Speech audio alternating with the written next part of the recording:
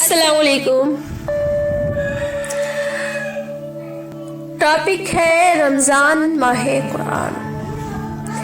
کیا قرآن صرف علماء کے سمجھنے کے لیے ہے؟ ہرگز نہیں۔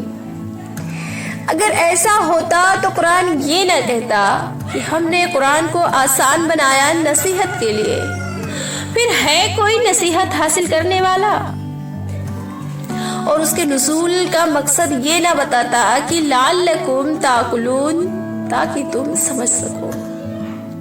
قرآن نے مسلمانوں ہی سے نہیں، عام انسانوں سے بھی جا بجا خطاب کر کے انہیں نصیحت کی ہے، جو اس بات کا واضح ثبوت ہے کہ قرآن عوام و خواص اور مسلم غیر مسلم سب کے سمجھنے کی چیز ہے، اور اس کی دعوت سب کے لیے عام ہے۔ پھر کوئی وجہ نہیں کہ لوگ اس کو سمجھ کر نہ پڑھیں۔ عربی نہ جاننا کوئی عذر نہیں۔ اللہ کے فضل سے قرآن کے ترجمے اور تفسیریں موجود ہیں، جس کی مدد سے قرآن کو بآسانی سمجھا جا سکتا ہے۔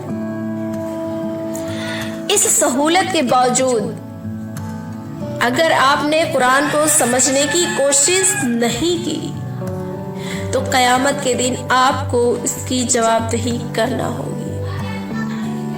اور ہمارے لیے اس سے زیادہ محرومی کی بات اور کیا ہو سکتی ہے کہ اللہ کی کتاب ہمارے پاس موجود ہو، مگر ہمیں یہ جاننے کی کوئی فکر نہ ہو کہ اس میں کیا لکھا ہے۔ اللہ تعالی ہم سب کو قرآن کو سمجھ کر پڑھنے کی توفیق عطا فرمائے، آمین۔ اور تھینک یو، شکریہ، خدا حافظ۔